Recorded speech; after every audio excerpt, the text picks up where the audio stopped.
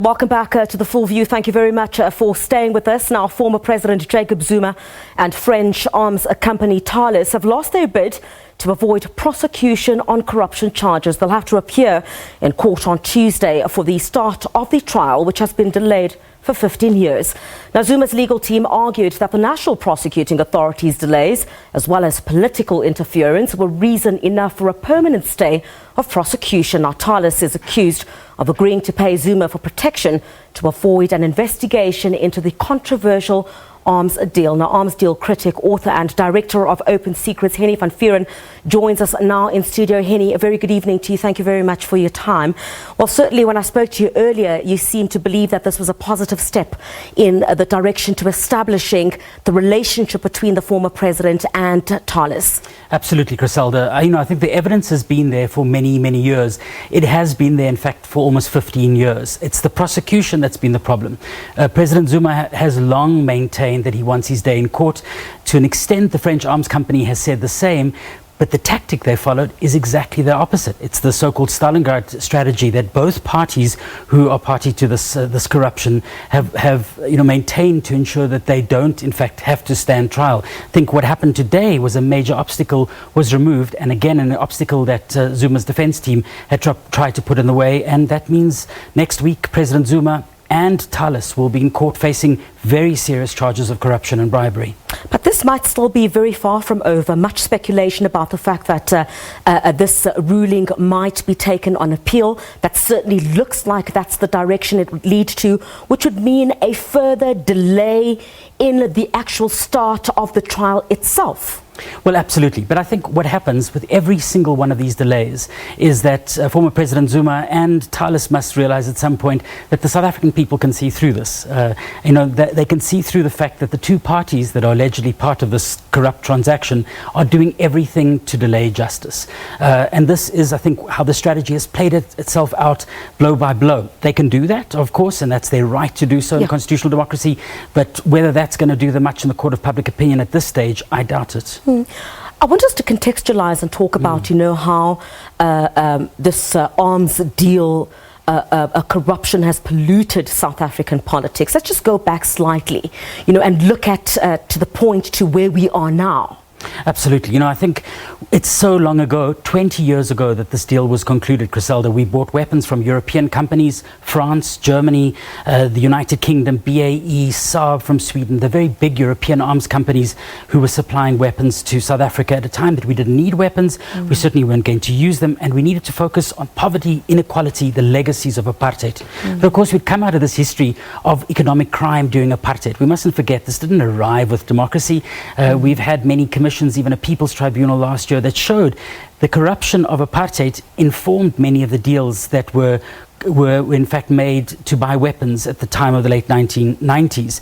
And that particular arms deal, in a way, poisoned our democratic politics from then onwards. If we want to understand, if we fast forward to the state capture of today, understand why we've arrived at this situation, that arms deal was pivotal because it meant that a key group of politicians, including, it's alleged, Jacob Zuma and others, were bribed by companies like Thales, a huge French arms company, BAE, British Aerospace and others, in order to gain these contracts. And in bribing our politicians, they knew that those politicians would do everything to stay out of jail and obviously protect the interests of the corporations at the same time.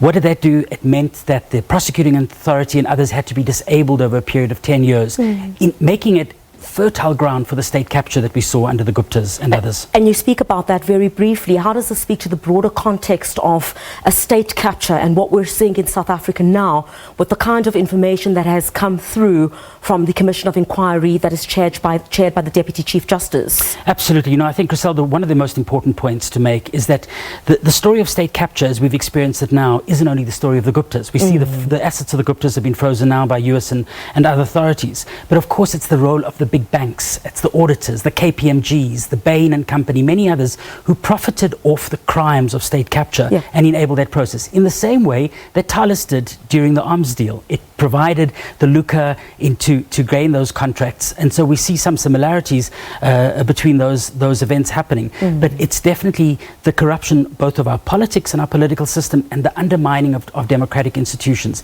If we had more robust democratic institutions in the towards 2010, let's say, I think we wouldn't have been able to allow a small family like the Guptas and others to abuse the system in the manner they did. And so therein lies the legacy of this corrupt arms deal, and I think the importance of us holding the powerful to account who profited from it. And in fact, I think I see there's a letter as well that has been written to the UK to do exactly what the United States has done, but we'll see how all of that unfolds. But I have to ask, the former president, Jacob Zuma, we saw during the course of this particular application, where there was an attempt to introduce a letter in which implicates what, according to his legal team, points to alleged political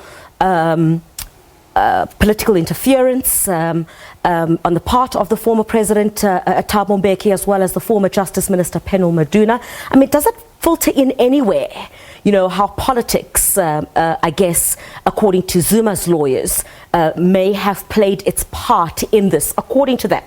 Well, I think that former President Thabo Mbeki has often maintained that his hands are clean.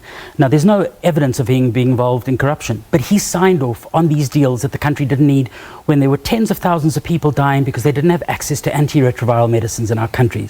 So, very clearly there were political decisions made, and those political actors, like former President Thabo Mbeki and others, should definitely be held to account. But equally, we have to say that what Jacob Zuma has done throughout the last 15 years is, in fact, built up a campaign of political interference to ensure that he isn't held to account for those crimes. And, clearly, Criselda, we must make the point again. Thales, this French arms company, profited every step of the way. When Zuma moved, they moved along with him. It meant that their interests in other countries where they are equally allegedly involved in corrupt deals are not threatened. You're also having a function pertaining to this on issues of state capture. Talk to us very quickly about that. Tomorrow at the Women's Jail at Constitutional Hill, 20 civil society organizations have come together and are organizing a people's hearing on state capture. The point we're making is we want the voices of people who've been impacted by state capture to be heard. It isn't about the antics of politicians who try and appear before Judge Zondo and spin lies. It's about saying that more than 2 million people are in poverty as a result of state capture, and those are the voices we need to keep in mind when we focus on the powerful involved in these crimes. Thank you very much indeed for your time this evening, Hennie. Thank you so much for your time indeed. Hennie, talking to us there, of course, about what's coming out of the Pietermaritzburg High Court there today with former President Jacob Zuma and the French arms company Thales losing their bid to avoid prosecution on corruption charges.